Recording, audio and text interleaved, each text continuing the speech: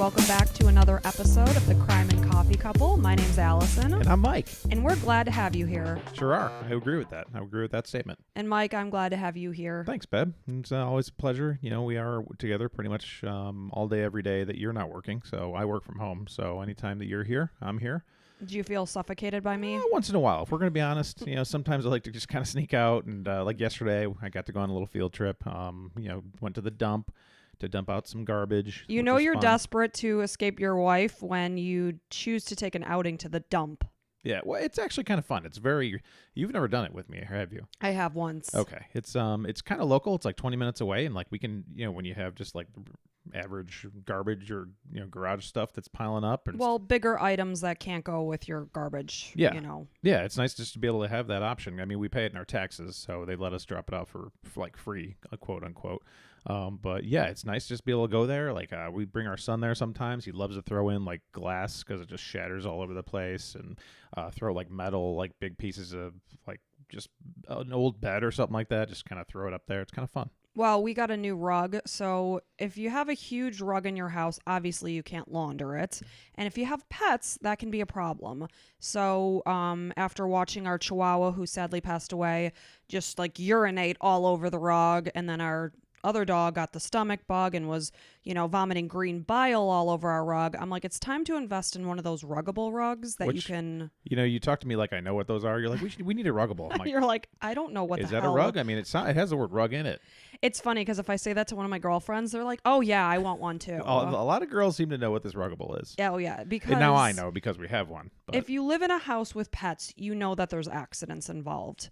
So this one makes perfect sense. And to me, I will never buy, like, obviously my small throw rugs, I can just go to Target and get cheapies. They fit in my washing machine. We're talking about an area rug in my living room or family room where it doesn't normally fit, but this is just practical. If you have pets, if you have children, this way every so often you can just bundle it up and it fits in any standard washing machine. It makes your life easier. Yes. I mean, you know, you're not have to worry about stuff. Well, and you know it's clean. I mean, I'm sorry, our lives easier. It's not like, you know, you're the rug person in our house or anything. Yeah. I do live here as well and also invest in our rugs. Welcome to my home, Mike. Hey, thank you. It's nice to be here. Yeah, and I've been on an organizational kick too. Yeah, you have. Which tends to be the case at the beginning of the year. Most years I like to just like start the year fresh. Mm-hmm. You know, not only just on my house, but like my body, like sleeping, working out, eating well, that sort of thing. But home, you know, I want a nice space. Yeah, and you do a good job. So I bought a book that I saw our friend Jasa on Instagram had been reading. So I looked into it and I'm like, oh, this is right up my alley. It's called Minimalista by Shira Gill. Oh, you remembered. I yes, wrote it down just in I case. did. I remembered. And I'm reading it. And,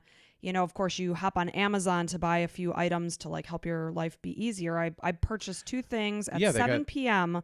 last night. And by 7 a.m. this morning, they were sitting on our doorstep. I was going to tell you, a couple Amazon people delivered them separately, and they're sitting on our kitchen counter right now. That is quick. Yeah, so it looks like some kind of a box thing, and then some kind of a blanket. New dish towels. Oh, okay. Yeah, which we were desperate need of. Oh, that's exciting. So anyway, I'm trying, but so the book focuses on that you don't have to make it like an insurmountable task because it can feel like that. You know, you think about all the spaces in your home, and you're like, oh my gosh, it's going to take me forever to organize Especially everything. for somebody like me who's a procrastinator. I read about procrastinating last night, and they say you like make such a big deal out of something that you're either 1, too scared to do it, or 2, like just like too lazy kind of thing. So it's like it's hard to actually flip that switch and like dive in. And you're not a procrastinator, so I'm not. It's easier but for you. Sometimes it can feel daunting. Yeah. So she puts it in just 15 minutes. Set your timer on your phone. Just put in 15 minutes, tackle one thing. So like yesterday I was reading that and I'm like, it's been bugging me. I want to organize our kids' craft drawers. And literally in about 20 minutes, I finished those craft drawers. Yeah, you nailed it. So it's just looking at one micro task. That's what she calls them. Yeah, exactly. One drawer. I organized my sock drawer today, and that's an accomplishment. And it's really kind of amazing how quickly it like snowballs in a good way, because you can do like the little goals really kind of fire off your brain, like gives you those dopamine hits where you're right. like, oh, I did it, and then you can keep on going. Yes, and it spirals. And the point is, it's kind of like going to the gym. You can say, I'm just going to go to the gym for 30 minutes. Once it's the going, that's the hard part. It's the starting. Right. Once you start, you tend to go far longer than you even set out to do. They say you don't even have to work out, just go. Just go there and be in the parking parking lot. And then you're in the parking lot. You're like, well, I might as well work out. I'm here. Yeah. So like with us, we have a tonal at our house, and it's just walking up to the machine and touching it. Yeah, that's the play. Hit the play button, you're good. Just stop thinking Actually, about it and just touch it. Not even play, hitting your profile picture. Yeah. And then you're like, once you're in, yeah, like you said it a good way. Just touching it. Just touch the screen, and it's the starting. That's Develop the hard that part. habit. Yeah. Yeah, I'm with you. So that's what I've been focusing on. Just basically full picture wellness, not just body, but also home, because we spend a lot of time at our home. Obviously, we're still in a pandemic, and Make it the best you can. Exactly. You want to come home and be like, like Right. we were watching Wizard of Oz yesterday, and I truly believe in that there's no place like home. Right. You know that saying? I kind of hate that movie. Well, it's kind of Our weird. friend was like, because we were letting our daughter's friend watch it with her, and she's like, "Oh wow, you guys put that on for them?" And no, they happen to be watching some YouTube thing where they're learning about all the different crazy things that happen during filming. Yeah. But I was like, yeah, I hate that movie. I don't even know like where they found it. It's weird. Yeah. You know. Yeah, and then you hear all the bad things, and it's like, And that witch, like that's. I was like laying on the couch. I'll get you, my pretty. And your little dog too. Yeah. So anyway, that's what I've been doing. Yeah, And let's talk- I've been talking a lot Yeah, about yeah. myself. No, let's talk more about you. I was just gonna say you have a very nice T-shirt. I do. Yeah, let's talk about this a little bit. If I can get this YouTube video up ever, we'll find out. Yeah, we'll see. Been having some struggles with that audio video, but anyways. You're doing a good job though, Mike. Thanks. I'm You trying are. my best. But you have a really cute shirt. I'm going to put on Instagram too. Crime and Coffee 2. Crime and Coffee number 2 on Instagram and Twitter. And it's kind of like a Dia de los Muertos kind of thing going on. Yeah, it has that vibe. But she's also like a mermaid, and it's pretty. So we met this artist at a place in Johns Pass in St. Petersburg, Florida. Madeira Beach, Madeira actually. Beach, Florida. Okay. And we met this artist, and it was a really cool looking kind of skull thing. And you were like, that'd be good for a podcast. So we went in there, met the artist, and she's pretty cool. Well, it was kind of, it's a pricier t-shirt. It was $35, but it's super cool. And not only is the design cool, but the shirt itself. I love the cut. Yeah. And And she does a great job. And you were like, if it's original art. That's exactly what I was about to say. So Yeah. it's just like, if it's original artist, this is going towards her pocket. So let's help her out. $35 isn't a big deal. Yeah, and she was a cool lady. And her name's Migdalia Pace. So Migdalia Pace. So I'll post some. I'll tag her on Instagram too. Yeah, and if you like skeleton designs, seriously take a look at this, because Super cute. it's like a super soft t-shirt. It's exactly what I would have chosen. Yeah, it's cool. And she was a super cool lady, so I love to support, small business. She didn't give us any money for this. Actually, She we did gave not. we gave her money. We for gave this. her our money. So I don't know how but- smart that is, but hey, You know how it is when you like something, you want to just scream it from the rooftops. you do, yeah, or on your Yeah. podcast. Or on the podcast. If we could talk about me for like 30 seconds. Yeah, sure, Mike. Okay, so I'll give you 30-second start now. Yeah, I've been watching The Righteous Gemstones on HBO Max. My friend suggested it. It's a little raunchy. It's like a Christian. It's got John Goodman in it. The guy from Eastbound and Down. Like it's a comedy, and it's pretty funny. It kind of makes fun of the whole like church, super church thing. Like the big guys. Yeah, the big The ones. money makers? Yeah, with Tammy Faye Baker and like all those ones that were like funnel money and just like are Yeah. making a mockery of Jesus basically. But yeah, so if you're a super Christian, probably wouldn't be that funny to you, but maybe it will be. Who Maybe knows? it would If be. you have a good sense of humor, it might be. Yeah.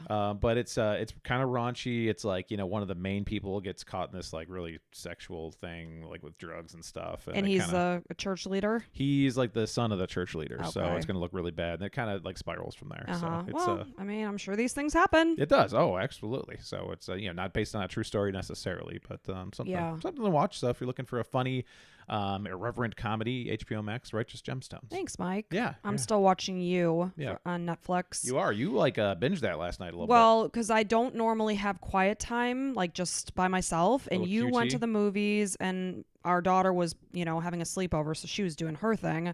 So I'm like, I'm gonna go lay in bed and watch You. Yeah. And I like had to stop on a cliffhanger because I'm like, I have to go to bed, because we do this podcast early in the morning. We do it. And I just gotta look so beautiful for it now Right. that we're on video. You look gorgeous, which so I appreciate because you used to look like absolute homeless, crap. Yeah. homely, Right. all the H's. Yeah, all the H's nailed all them. the H's. Yeah. So I got to get back to that today Yeah. and figure out what happened. Nice. Anyway, and thank you. My coffee today is extra delicious because you brewed it for Oh, me. and you always like that. Like, go ahead and take a sip. The if you best tasting coffee is the one that I didn't have to make. Right. It's like such a special thing to me because I wake up so early in the morning. Nobody's up. Right. So I always make my own coffee. Like. Well, to be fair, last night you did say, Mike, I really want you to be part of tomorrow morning. Like I'm kind of like one of your children. You're like, okay, I have to set the expectations. Yeah, I really am looking. Well, because that's where you get really mad, especially right now. We're in a certain special part of the month where things are extra tight and interesting. You said you might move out for the day yesterday. I was thinking about getting a little apartment with the son. Just be like, let's just have a bro pad for like 3 days. Like 3 days, everything will be good. I think things. I was kind of raging yesterday. Yesterday and the day before and the day before that. I think it's been like 5 days. I'm not. Joking. And mind you, joking. people, he exaggerates. No. When I say I'm raging, it might be a 30-second period of the day that I'm like, oh gosh, why didn't you do this or whatever. I agree. I'm sure many women are worse, but I'm not comparing other women. I'm just looking at my your wife and your situation. Correct. But the thing that I got raged on was that I had asked you to pick up Starbucks because you were kind of near one. That's neither here nor there. I'm not going to debate that. You didn't get the text. That's not your fault. I wasn't mad about that at all. I was helping my son's team, my baseball team. And absolutely. we were talking about baseball practice afterwards, so I didn't look at my phone right away being like, oh. Yeah, and that wasn't the problem. But I had texted you and I said, hey, can you pick up Starbucks for the girls? And I will also take a nitro brew. Right. And then you came home and you're like, oh, I didn't go. I'm like, okay, that's all right. I'll just go. I'm like, can you just place the order? Yeah. You placed the order. Our daughter went in to get it, comes out. I have no coffee. To be fair, I took the order from every individual. I said, Reese, what did you want? And Taylor, what do you want? And Bill, what do you want? And then our son, he also said what he wanted. So I put all I the text people, you my order. But I didn't read that text. I just said, I couldn't go to Starbucks. Son of a bitch. Can you go to Starbucks? I stopped reading. I'm like, no, I can't. So I saboteur. Right. So I understand. See, from my angle, I understand why you'd be angry and whatever. But and you should also understand from mine that I didn't read the whole thing. Yeah, so. it's fine. Yeah. I got over it. I raged initially. I tossed my phone in the car. I was like, ugh. Reese did come up to me, our daughter. She said, you should apologize to Mommy for not remembering. I'm like, you know what? I already did, but I'll do it again. She was so sweet, though. She's like, Mommy, I'm so sorry. I'm like, honey, it's not your fault. It's your father's fault. Yeah, we're very afraid of you. He doesn't care about Mommy. No, yeah, I don't care about you. I'm kidding. I kid. And lo you'll and make it up behold, today. You'll go to Starbucks for me today. Yeah, I'm going today, so that's nice. Lo and behold, what, Mike? I just was going to say that same thing. Okay, good. Yes. So good. we're going to, I'm looking forward to hearing what you got to talk about this week. And if you're listening on Apple Podcasts, give us a 5-star review, please. We really appreciate it. We're exploding in growth. Like, it's awesome right now. We appreciate every single last one of you. So that's agreed. Very nice. And also, any kind of suggestions you guys have about a case, we also appreciate. This story actually happens to be a suggestion by our loyal listener, Kelly. So, Kelly, thank you so much. And actually, Mike, if you're seeing this on video, you're wearing the T-shirt that Kelly got it says you. Podcast host in case I ever forget. And I'm using the coffee cup Kelly got us. Very nice. Very nice. So yeah, we'll take any suggestions. Certain suggestions I just can't bring myself to do. Like anything that's like absolutely, against children in a very horrible way, I just can't do. Like the Sylvia Likens case I did, that was really, really tough for me. I had to actually pause it because I was sobbing. If you want to hear a podcast host cry, go back to Sylvia Likens. It's really, really sad story. But brutalizing children is just, it's something I just can't handle. It's the lowest of the low. Like sometimes you can almost understand like a rage killing or, husbands and wives. Obviously we can understand that. Well, after we talk about this rage, obviously it's never okay to murder somebody. In jest, I'm saying that. But the innocence of a child or even like animals, that's how we like, they're just so innocent. Right. They're like infants. Right. I can't do those cases. Yeah. And I'm sorry I'm moving this during our video here, but really professional there, Mike. Some of us like to be prepared ahead of time. We're not professional. I am not professional. You are. So I'm not professional either. Better. Okay. We're all just learning as we go. We're all just doing the best we can. Exactly. So I'm going to dive right in and thank you again, Kelly, for suggesting the story, which actually was very great timing because I like to do stories based on what's happening. Like Valentine's Day is 2 weeks away? February 14th. Where I don't even know what date it is. Today is none other than February 6th. Okay, so next week. So this story actually takes place on Valentine's Day in the year 2000 in Shelby, North Carolina. It's the story of a family who tucked their 9-year-old daughter into bed, and the next morning she found that she had vanished and was never seen again. And this story is very close to my heart because we have a 10-year-old daughter, and this child is also in 4th grade, just as our daughter is. Okay. So it was very relatable and just scary to think that this could happen to a normal family. It's like that's the reason. Like anybody who listens to true crime stories and podcasts and stuff, it's like you're always looking around, just thinking something's going to happen to you. Yeah, and especially if you're a worrier like I am, I'm always like I try not to spiral in like the worst case scenarios. I'm such a warrior, Yeah. especially when it comes to our kids. Right. But you can't live your life in complete fear because none of us can anticipate some of these things. This family could have never anticipated that this was going to happen. Right. Let's hear about it. So, Asha Jaquilla Degree was born on August 5th, 1990 to mom Iquilla and dad Harold. Iquilla and Harold got married on Valentine's Day. So, they were married in 1988. So this year that the story takes place, they would have been celebrating their 12th anniversary. So they had a child named O'Brien. That was Asha's brother. He was born in 1989, and the following year, their daughter Asha was born. The family lived in a rented duplex on Oak Crest Drive in a subdivision. It wasn't really a subdivision as much as like a quiet street in a rural area north of Shelby, North Carolina, on the edge of Charlotte. So just to give you kind of a picture of where that was. Okay. Asha was in 4th grade at Falston Elementary School. She loved science and math, and she was often named Student of the Week. So she was a very good student. Kind of like our gal. Exactly. Our daughter actually on Friday was given an award, Stallion of the Quarter or something like that. She's just such a good student. So actually this child did remind us of our daughter Reese. This little girl was very athletic. She played both basketball and softball. When she grew up, she wanted to be an author and an illustrator, and she also wanted to study science at Winston-Salem University. Oh, that's pretty exact. Very specific Yep. for a 9-year-old. I thought that was precious. Asha was very close with her 10-year-old brother, O'Brien. The two would come home from school. They were latchkey kids. They would let themselves in and stay close to home doing their homework while You their remember that parents term? worked. Like we don't say that anymore. No, But we don't. But I was a latchkey kid. Actually, I was too. I had my starting key, in like, 4th grade. hooked on my backpack and everything. Mhm. Yeah. So did Asha. She had hers like in her backpack right there. But yeah, I started to be home alone in 4th grade just for a short period of time. So Harold, the father, he worked second shift as a dock loader in Shelby, and Iquilla worked as a piano factory in a nearby town. So during the week, Iquilla would wake the kids at 6:30 in the morning before she left for work. The kids were very independent, for only being like 9 and 10 years old. They would get themselves ready. They would eat breakfast and then catch the bus to school on their own. And the way that the street was set up, I bet you the bus probably just met them right out front in their house. Probably a rural area. Yeah, exactly. Instead of the subdivisions we have these days where all the kids gather together and they're like blocks from their school. Mm-hmm. Yeah.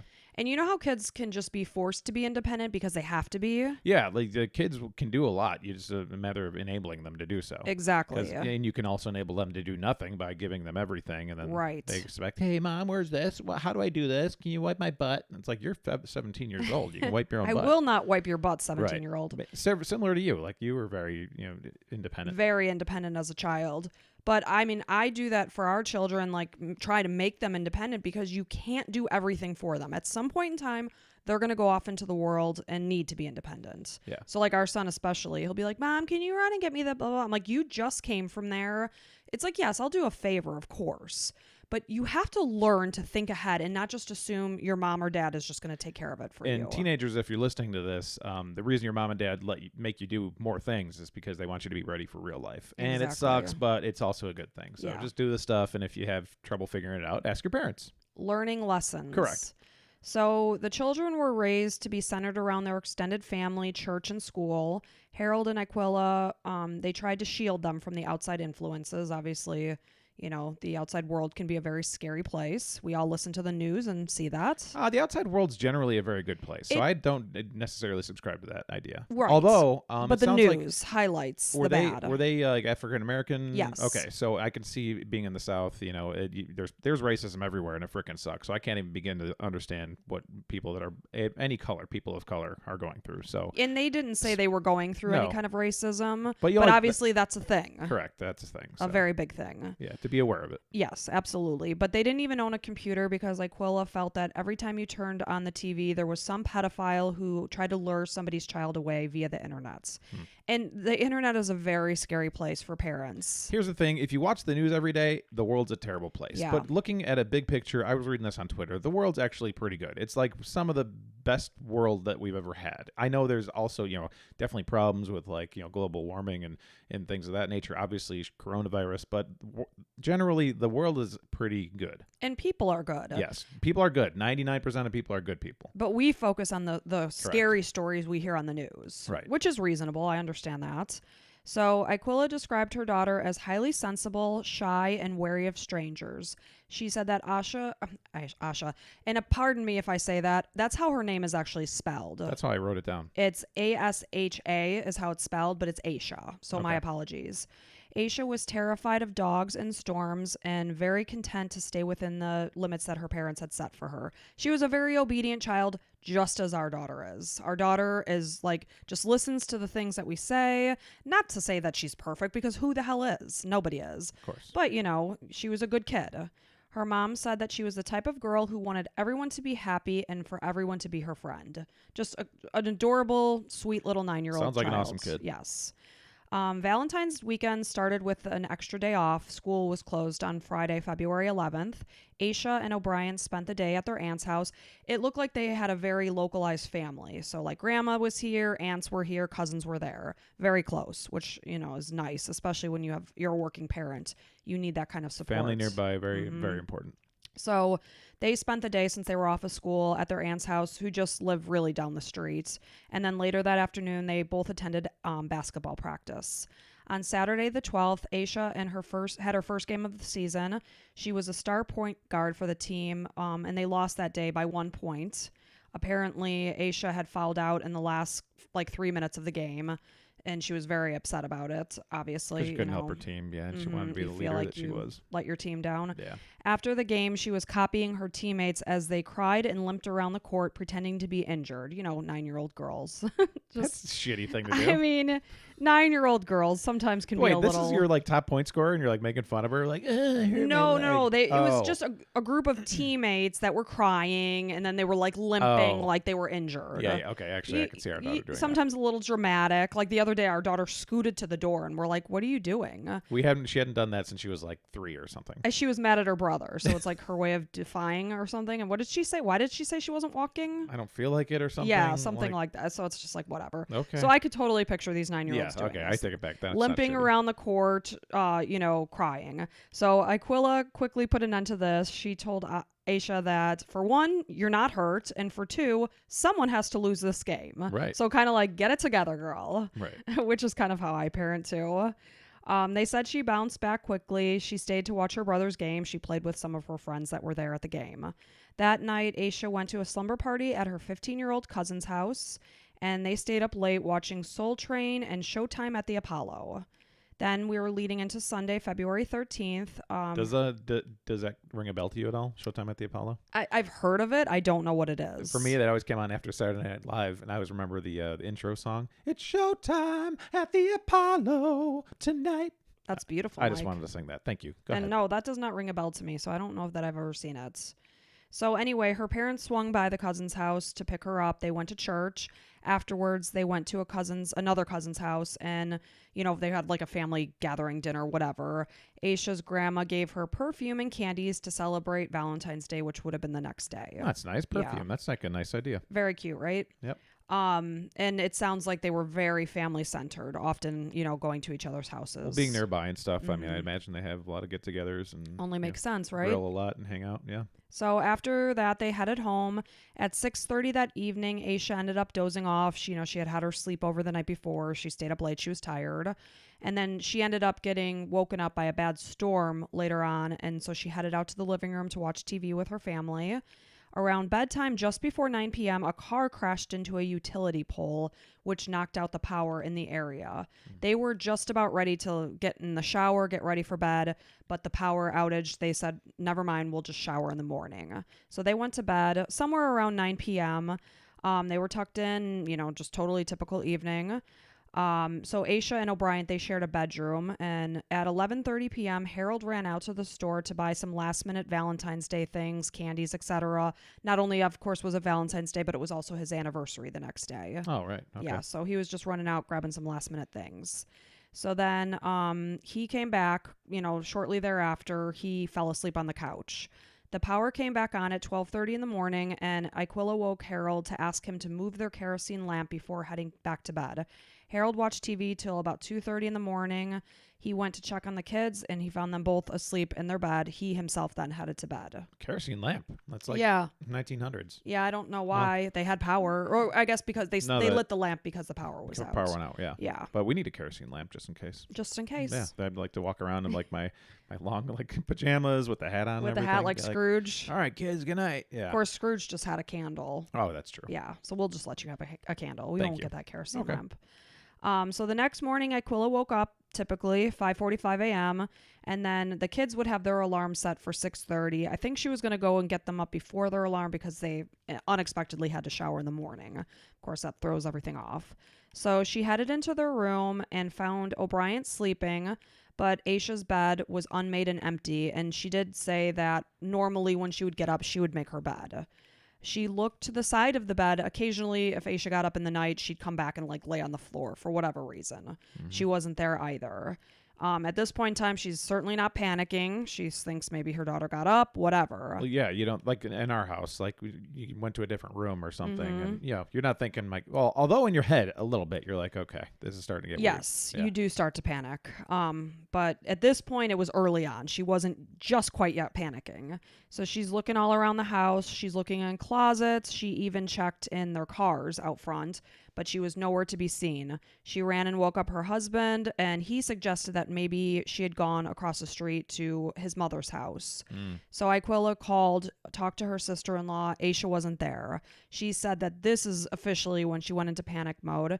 I put shoes on and ran outside. She ran up and down the street, screaming Asha's name, waking and alerting neighbors. You know, it's a small neighborhood. Everyone could hear her. They quickly joined and started to help search. So at this point in time, Harold calls the police. I read actually the 911 transcript. It was 6:39 a.m. and the police began their search very, very quickly. It was like literally less than like 10 minutes later. That's awesome. You know, small town. Yeah. Police responded immediately. And by 6:45 a.m., the search was really on. Over the next few hours, dozens of officials and volunteers scoured the neighborhood and area. News reporters came, and by that evening, the story of missing Asha was plastered all over the TV. Within an hour and a half of the 911 call, canine units found absolutely no scent of Asha, but it had been a very stormy night. Washed it out. Yes, her scent could have been washed out by the rain. The Degree home was taped off at 2 p.m., and they found no sign of forced entry. It was unclear which door she had left from, the front or back door. They were found locked, so she would have left and locked the door behind her. Her backpack was missing. No window or anything in the room? No. Okay. Well, I mean, there were windows, Yeah, but not- the windows were not open. Wow. You know, this is February in North Carolina. It's chilly probably. Yeah. And she had a house key in her backpack. Okay. So being a responsible child, you know, she locked the door behind her. Right. The leaving part was the bad part, but Yeah. you know, she did lock the door. So there was no forced entry. Her backpack was missing. There was no sign of foul play. By the end of the day, they had only found a mitten, and it didn't belong to Asha. No winter clothing had been taken from the house. I do not know what the temperature was at this time. The weather was not good. Whatever Charlotte weather tends to be in February, I would imagine on the chilly side. Yeah. Asha was believed to be wearing a white shirt, white jeans, and white Nike shoes. She had no coat with her. Right now it's like 50 in Florida, so I'd imagine it's around 40 in North Carolina, 40, 50. Yeah, I mean something that it's cold, you need a jacket, sweatshirt, Right. something. And she was not dressed for the weather because none of their winter clothing was missing. Okay, then white. What you have on? White. Basically all white. Okay. White shirt, jeans, and shoes. Okay. She had no coat with her, but an inventory of the items she was believed to have taken. You know, obviously her mom looked through the house, and I would never know what was missing, like, because our daughter has a lot of T-shirts, so I wouldn't have a clue. Yeah. Obvious items, yes, but Well, you think of her favorite things to wear and try to see if you can find those, and then go that way. so a black Tweety Bird purse or pocketbook was missing, the candy that she had been given during her basketball game, her house key with her backpack. Clothing included a red vest with black trim, blue jeans with a red stripe on each side, a white nylon long sleeve shirt, black and white long sleeve shirt, black overalls with Tweety Bird on them. Clearly, she was a fan of Tweety Bird. Yeah, who isn't? Yep. And possibly missing was the white nightgown that she had worn to bed that night and her basketball uniform. So that afternoon, a 25-year-old trucker was eating lunch when he saw Asha's story on the news. He quickly recognized her as a child he saw walking in the rain along Highway 18 at 3:30 that morning, Wow. about a mile south of her home. He said, "I seen a little girl walking down the road with her book bag. She had on a little dress and white tennis shoes, and her hair was in pigtails. I went back, but she never did look up at me. She looked like she knew where she was going. She was walking at a pretty good pace." Realizing it was a child, Jeff stopped and turned his 10-wheeler around, circling 3 times before he saw the girl run into the woods and out of sight. Of course, she is leery of people, so... Because her parents taught her to be. Mm-hmm. Okay. And, sometimes kids are just shy. Yeah, stranger by danger, nature. that whole thing. I get it.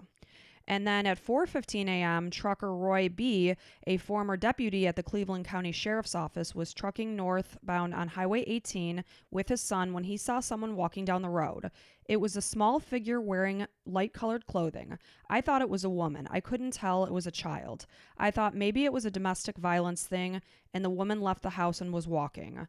Roy placed the sighting 1.3 miles south of Asha's home. Concerned that she could be hit by a vehicle, he sent a message over the CB radio for other truckers to be on the lookout. He didn't stop and carried on to Chicago, where he learned about Asha's disappearance from a phone call with his wife.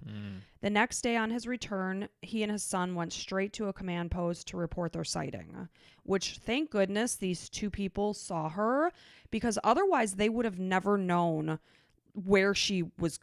Was she taken from her home? Right. Did she go, Could be anything. by her own volition? Right. So this at least put her And out. instead of just one person, you have 2 people. Like, yes. eyewitnesses, there was a little girl. And they both matched each other. Right, that's good. 2 completely separate people Yeah. matched each other. Very important. So these 2 sightings were believed legitimate, and the SBI, which is the State Bureau of Investigation, and the FBI, so they both teamed together. Never heard of an SBI. Yeah, Interesting. I didn't either, but apparently that's a thing. Okay. So they began to comb a 5-mile radius around the intersection where these 2 sightings happened, on Highway 18 and 180.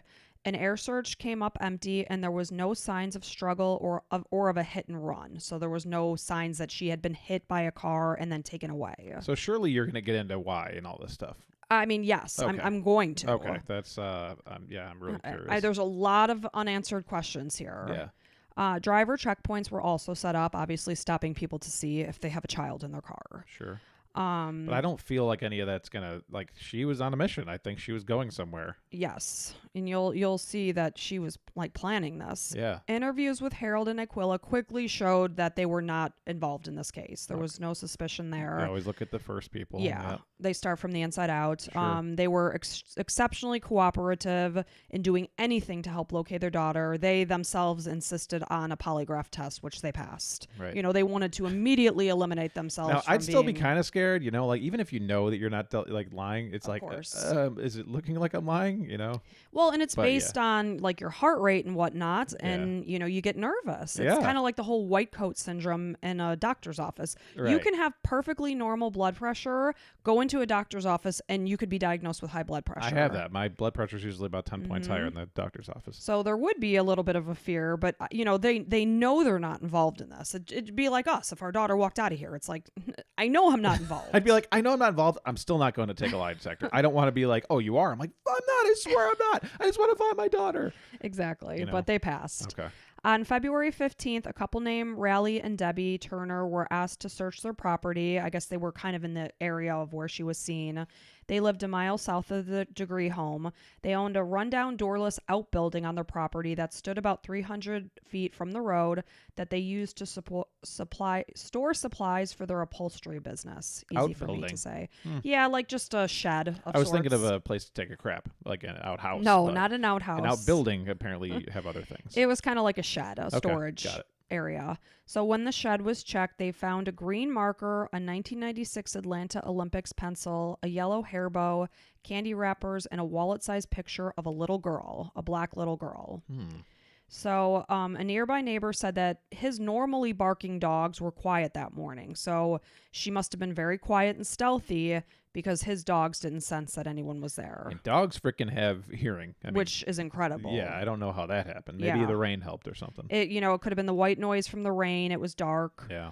So the picture of the little girl appeared to be close in age to Asha, but nobody I was able to identify who this child was. Just like a rubbed out photo, kind of. Yes. Interesting. It was like a wallet-sized picture of a little girl. Okay. And I'll actually post it to our Yeah, Instagram great idea. so that you could see. But they never were able to identify who this child was. Okay. So a week later, the search was called off after spending 9,000 man-hours searching a 2 to 3 mile radius that she had been seen in. Flyers had been posted all over the area.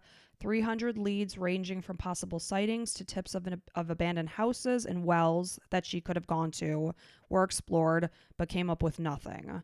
County Sheriff Dan Crawford said, "We have never really had the first good substantial lead." He urged the media to keep the story alive. At a news conference on February 22nd, Sheriff Crawford said he was going the long range with the search for Asha. Both the FBI and the State Bureau of Investigation got involved in their respective databases of missing children, and he insisted that they were following any lead of any kind, big, small, insignificant, whatever. Yeah. They're going to take it and go. Any way to get a little piece. Yes. Yeah.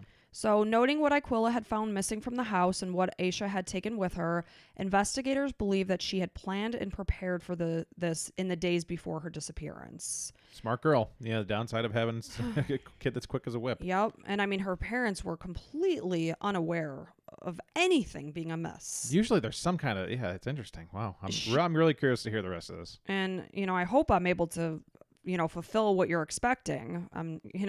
We'll see. Yeah. She is not your typical runaway, being younger than what is, expected, which age 12 is on the low end. She's 9. Yeah. So this is not normal.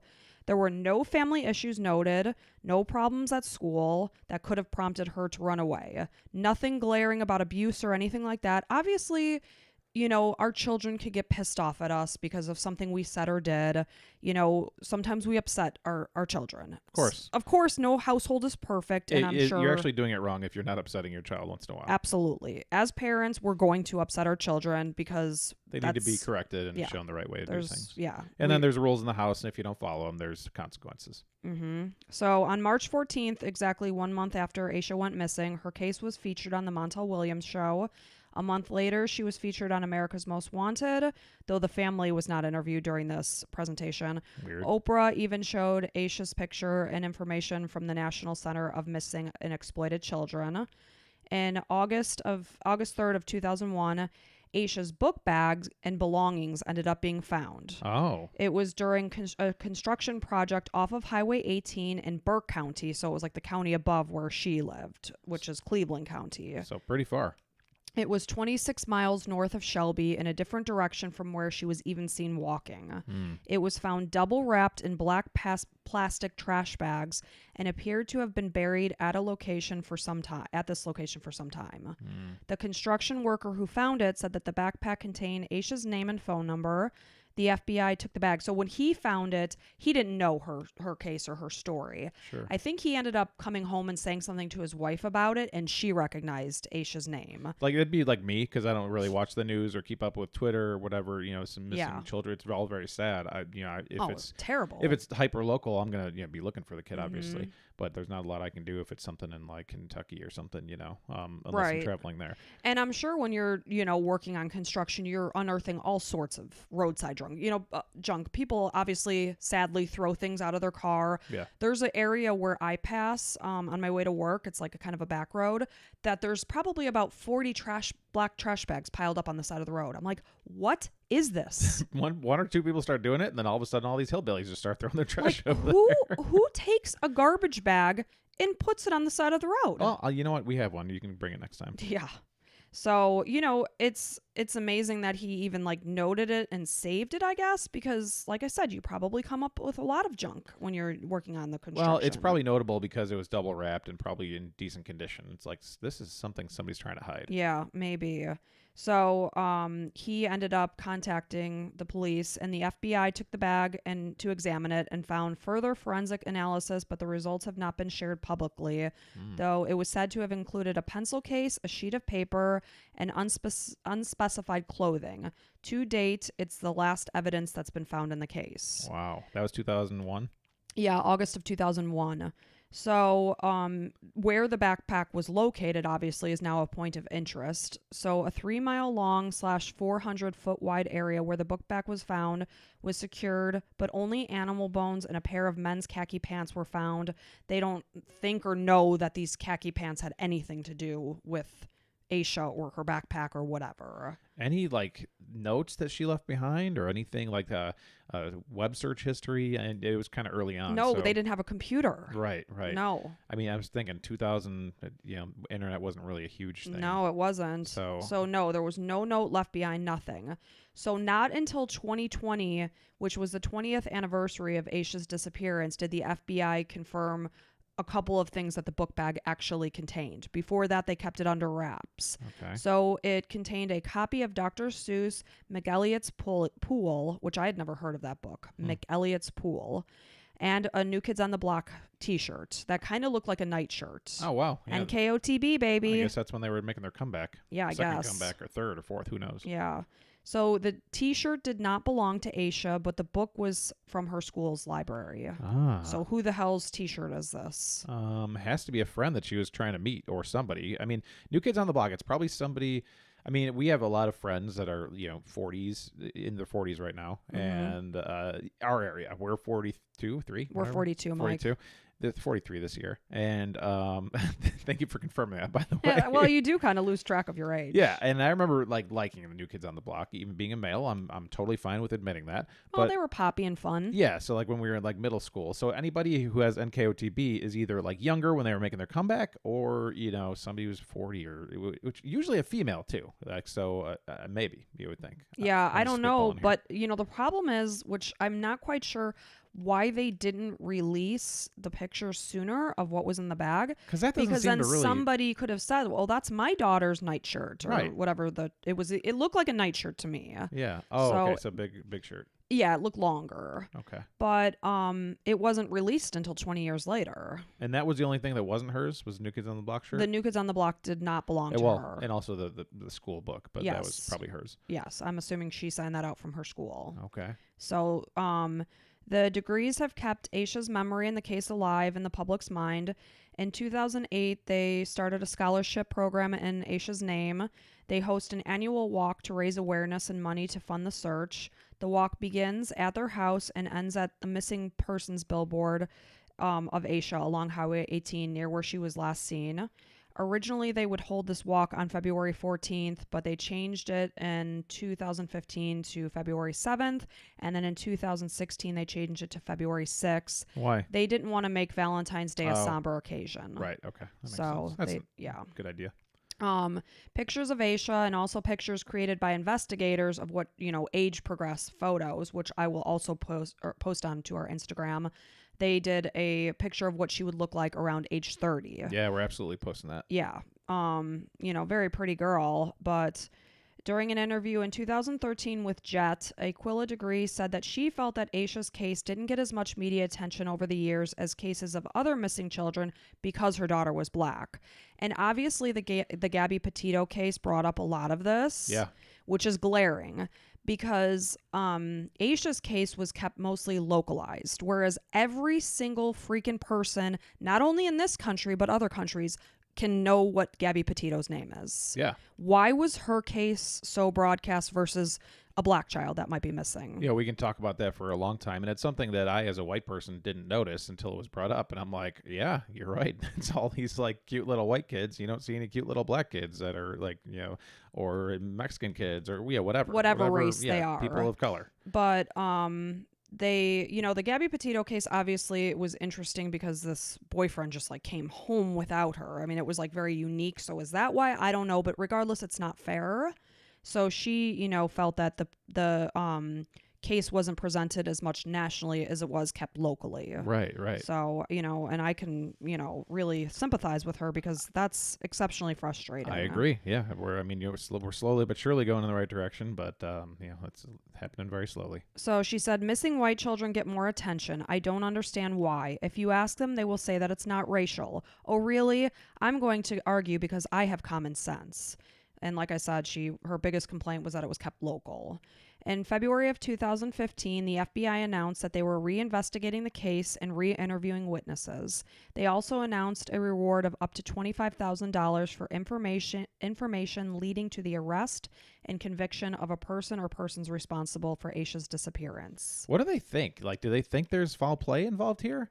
Like, it's what the big thing. I mean, there might be foul play if somebody randomly found her, which is rare. You know, you're not going to like randomly see. Usually a lot of these things are targeted. Like somebody goes out to try to find a kid and, you know, maybe they broke into her house and they just saw a kid, you know, that I could see that maybe, but it's hard for me to believe that she was walking somewhere that she wanted to go and somebody randomly took her and did something bad. Well, or maybe she was meeting somebody that gained her trust somehow, manipulated her. Yeah, I could see that. So maybe let's leave this conversation to the end because I okay. might talk about things. I'm worried that you're like not giving me any more information. No, Okay. no, we'll talk a little bit more, but there's a lot of unanswered questions. Okay, good.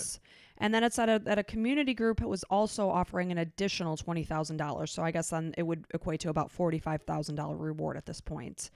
In May of 2016, 15 months later, the FBI announced that they had found a possible new lead. They said that Asha may have been seen getting into a dark green early 1970s Lincoln Continental Mark IV or possibly a Ford Thunderbird.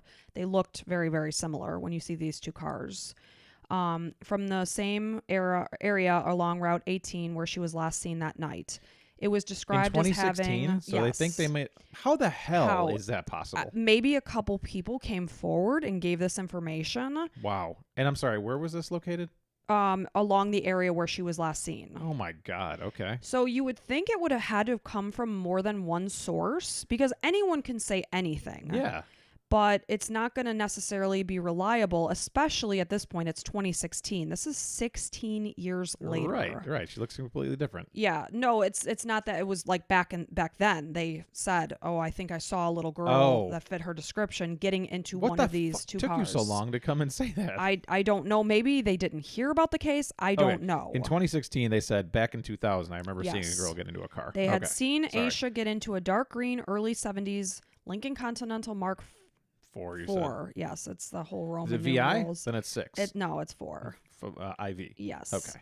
Or possibly a Ford Thunderbird. Like I said, they looked around the same. Because the Mark 8 was kind of a big deal. It wasn't. It was a 4. Okay. It was described as having rust around its wheel wells. So very specific. Yeah. Yeah. So they remembered a lot of details. And like the fact that they would have seen rust around its wheel wells because it was dark when she was seen along this route. Yeah. Sometime between 3:30 and 4:15 in the morning. Pitch black outside. So how this information came to be 16 years later, I don't know. Okay, well, she got in this car and she's no longer in the area. May have been seen getting in the car. Okay.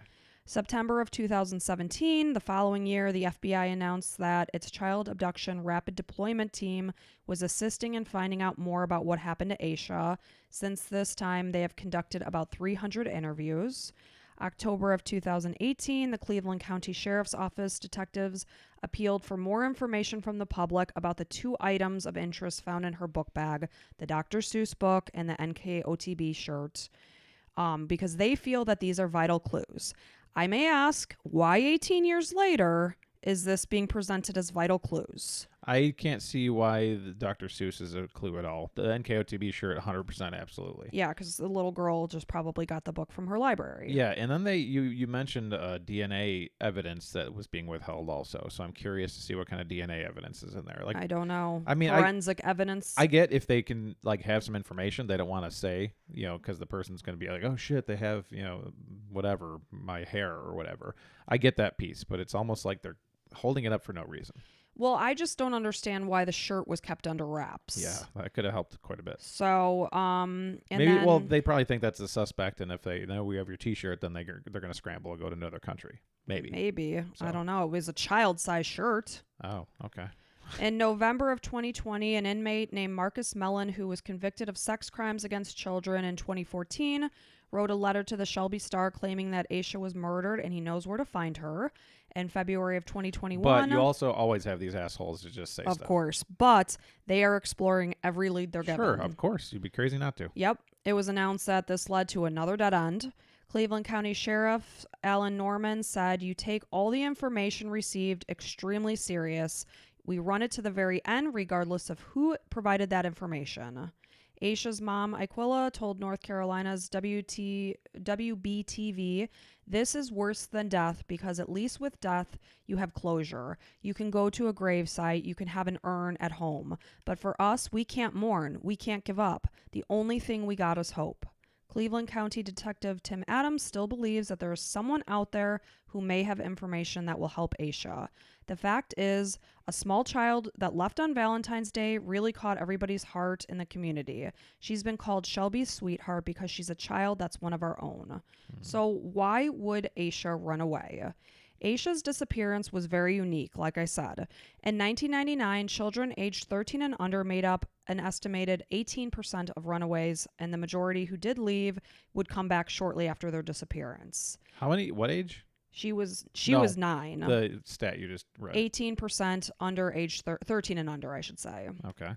Huh. Well, the rest were over? Yes. Huh. Yes. That's older weird. teens. I would think it'd be more, like under. Mm-mm. Okay. Interesting. No, because children who are younger are less. Are staying home. Yeah, they're Okay, staying home. That makes sense. So, she came from a stable, loving family. Her parents were happily married. She did well in school. No one close to Asha had ever noted any signs of abuse, and she never confided in anyone about issues at home, ever. No family member said she ever complained that mom was doing this, dad was doing that. So one theory is that Asha was catfished by an adult predator that posed as a child that was seen in the photo found. It's that photo, like, who is this little girl and why does she have her photo? Yeah. But the other thing is she didn't have a computer. Right. And what her access was to computers at school, I'm not sure, but I don't think it was very much. Maybe an Apple IIe. Like when back in those days, we used to have Apple IIes, and those were very text based. Like it wasn't a very advanced computer. Yeah. So how she would have had access to speaking with somebody from the outside, you know. I mean, pen pals, basically. Writing letters is the best I can understand it. Which is possible because how did she get this picture? Yeah, mail. You yeah, would think. exactly. You would But then her think. parents would get the mail. Like, But maybe she was checking the mail. She got Right. home from school first. Smart kid, knows how things work. Who knows? Yeah. So then the other thing, so it was thought that she was lured away by a trusted adult, so somebody that she actually knew, under the pretense of making her parents a gift for Valentine's Day and their anniversary. Like, hey, let's go do something for your parents. At 3 a.m. though. Interesting. Well, that would have been like, hey, leave now so your parents don't know you're gone. Yeah. You know? I don't see her doing that. I mean, I don't know her, obviously, but a kid, I know she's 9, but she's probably wise beyond her years. But she is a child. Yeah, that's true. Harold said that Asha was never big on Valentine's Day and didn't even seem excited about the holiday or mention it. So that doesn't make sense. You know, obviously kids are excited about the candy aspect of things. Sure. Who's not? But it wouldn't have made sense that she's like, oh, yeah, let's go out for I Valentine's Day. got to make my parents a gift at 2 in the he's morning. like, no, she's not even into it. See, smart guy. Asha's parents wondered if she was influenced by a book that she read in class the week before that she disappeared called The Whipping Boy. The story was about a young boy whose only purpose was to take whippings for a young prince until the two came up with a plan to run away from the kingdom at night. Mm-hmm. During their adventure, they met new characters along the way, but returned safely to the kingdom in the end. Huh. So, I mean, it is kind of unique that she was reading a book about a runaway just the week timing. before her disappearance. Wow, okay. The other thought is that she was still upset about her basketball game loss. Her parents don't believe this to be true because she was very happy at her sleepover. She did say, Aquila did say, though, that she did continue to talk about the loss throughout Saturday night and Sunday. So that was like 2 nights before? It was just... a night before. Yeah, basically the night before. Okay, got it. Yeah, interesting. Okay. When Asha's brother and friends were interviewed, they mentioned that she had shown them a few dollars in her wallet on February 10th. It's unknown where the money came from or if she still had it when she disappeared. So, you know, a child doesn't know the reality of the real world. Maybe she had $3 in her wallet and was like, oh, I'm going to go on an adventure. Right. Who knows? Turn these $3 into gold and whatever. Mm-hmm. Yeah. Oh, and I did forget to mention earlier in the story, I got sidetracked, that her brother O'Brien had heard like her bed squeaking and moving, and he did hear her get up during the night. And then I guess sources varied on whether or not he ever heard her coming back to bed. But that was obviously around the time that she would have left the house. For my own personal satisfaction, can you spell O'Brien?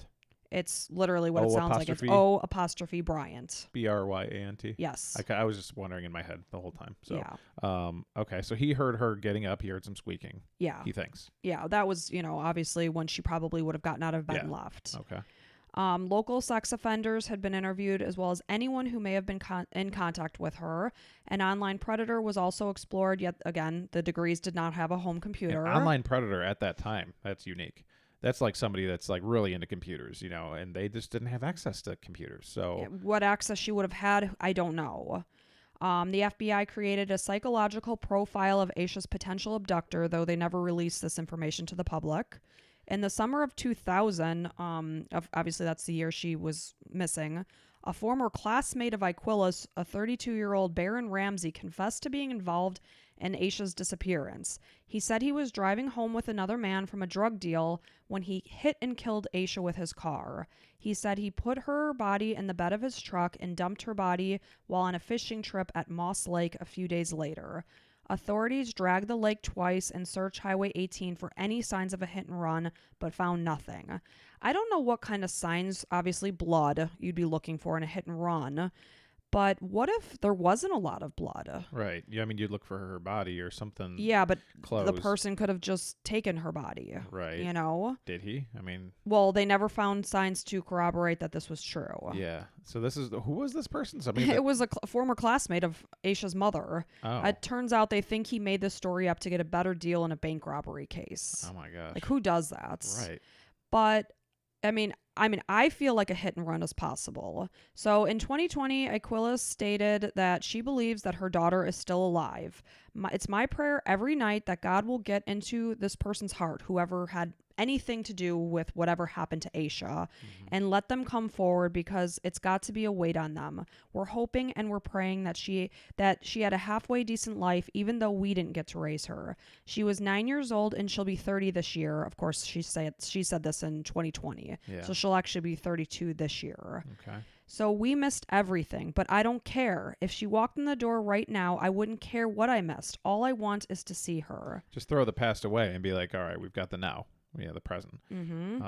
I feel like it just feels like she's alive somewhere to me too. I mean, see, I sadly I don't feel she's alive. You've done a lot more research. Well, obviously. it's I what I know is what I just told you. Yeah. But they found her backpack double wrapped in black plastic garbage bags. So she could have brought 2 black garbage bags and purposely like dug a hole, or whoever she was with is like, let's bury it so they don't know that we're gone or whatever. We don't have black plastic garbage bags in our home. No, so she didn't get them here. We know she didn't get them here. That's the thing. I would say, like, she didn't get them from our house. Right. Where would she have gotten the black plastic garbage Whatever bags? friend she was meeting up with maybe had them, and they put, I don't know. But there's not another missing 9-year-old in the area. Right. Somebody. So she left by herself on her own, Why would somebody try regard. to preserve it though? So they can get a clue. If you were driving along a dark and rainy highway and hit a little girl, one might panic and try to eliminate any evidence that they did this. Yeah, I'd like burn her backpack. I wouldn't like wrap it and then put it in underground. I don't know. You wouldn't think a person would do that, or they'd take it somewhere and put it in a landfill. It seems purposeful to me. That they put it there. Yeah, to bury it and all that stuff. It's extremely mysterious. Yeah. I mean, I can't imagine that she's actually still alive. Right. I can't. Yeah. Sadly, and I hate to say that, and I'm so sorry for the parents. Right. But how at age 32 did she leave and just never come back? Right. Huh. I don't know, but yeah, So basically, for any information, please call the Cleveland County Sheriff Office at 704-84, I'm sorry, I have dyslexia apparently, 484-4788. one more time all the way through. Thank you. Yeah. And we'll post it too on our page. Cleveland County Sheriff's Office at 704-484-4788 or CrimeStoppers at 704-481-TIPS, which is 8477. Okay. So we'll post that information too. I'm definitely gonna look a little further into this. I mean, me looking into it means nothing, but it's just. I mean, they don't know. There's no signs of her. The backpack is the only thing they ever found. There's more to the story somewhere. It's just Well, a of matter course there finding is, it. and like No, I to her story, yeah, but I'm the family. something's in the family, and nothing bad necessarily. Maybe it is, maybe it isn't. It could be nothing, though. It could be she's that a she was 9-year-old. just upset about her basketball Correct. game and said, I'm going to go on an adventure because she's reading this Whipping Boy, Yeah. and just packed up her stuff. And I don't know what she was thinking, but she left the house on her own accord. Thinking back to 2000, America Online was available at this time. This is us, to put in timeline wise, like we're in college, right? Yeah, we were in college in 2000. We were juniors in college. I was downloading music from Kazaa and LimeWire and Napster and all that stuff. So the internet was available. So it was available, but if she she did could not get have a to it. computer. Right. And maybe The library. She went to the library. well, no, that was her school library Okay. that her book was signed out from. I would really look into seeing how much online access she had I'm access to. positive they did that. Friends, like I know, obviously they looked into everything, I'm sure, but I'd be curious to see what her online access was somewhere. Like if you had a friend, the first friend to get online, like do you ever have that, or was it you that had the first like America Online account? I didn't. I mean, I signed on to AOL and I talked to strangers. Well, my friend had Prodigy, which came out a little before America Online, and I remember going to his house like, oh, this is so cool, we can talk to people, and Yeah. you had your email address, and some random person, you could just email this person, they get a letter like the same day, and like That was in like 1996. yeah. So I mean, imagine being a kid, and somebody in her life maybe had access somewhere in a rural area. I get it, but I would look in the internet rabbit hole and see something. But clearly they did this. Right. And, her mom said, like, somebody knows something. A 9-year-old doesn't vanish into thin air. It feels like a catfish thing for sure. Like, yeah. And then who is this picture of the little girl? Yeah. Maybe this person was just like, we're gonna get married and we don't need to tell anybody anything. No, I don't think so. I think it was more Yeah. of like, this could be your it's something about that little girl in the picture. Mm-hmm. Like this is, I bet you it was a person posing to be this little girl. I guarantee it. Well, I'm interested to see that picture. I'll post it on the YouTube video and all that stuff. But they never obviously. mention how she got the picture, who this girl was, nothing. Yeah, come over to Instagram and Twitter and take a look and see if you recognize anything, and be part of this community. Try And the to help. picture that I have of the little girl, it's just a black and white picture because it's from a source that got it from like a microfiche something or other. Of course, but also pictures of Asha and Yeah, her of course. progression. Or and what she would look progression like. at age 30, what she would look like potentially. Yeah, interesting. Yeah, so it's just so sad. And it's true what the parents say. Like, you don't get that closure. Like, nobody wants to get that phone call that they found the remains and that their child is confirmed dead because they do still have hope. But that's also torturous. Yeah. That they still don't know if their daughter's out there. They don't have the answer one way or another. And everyone likes closure, whether it's in a Torturous. relationship or in a life. It's like that closure is what helps you move forward. They can't move on because they still are holding out hope that their daughter will still someday walk through the door. But is it still nice to have that possibility that she might still be alive? Yeah. I would guess that people that know their daughters and sons are dead would rather have a hope of knowing that. I don't know. I think people just want closure. Yeah, it sounds like her mom definitely wants that. It's terrible. It's torturous. I mean, and we they may never get it. Nobody should say this is worse or better or whatever. I don't know. But I mean, either way, I don't know. it's a bad. I it's a can't bad say, thing. but Either way. it sucks. Right. So Yeah. that's the story of the disappearance of Asha Degree. Well, thanks for covering it. Thanks to Kelly for that suggestion. Yes, and thank you for being here. And Yeah. we will see you next week for another episode. We sure and will. it will be Mike's turn to present. Yeah, I can't wait. You're going to yell at me all Cheers. week to do my research. I'm going to God. say, Mike, it's Wednesday. What are you Mike, doing? What are you doing? Yeah. All right. All right. Cheers. Bye. Bye.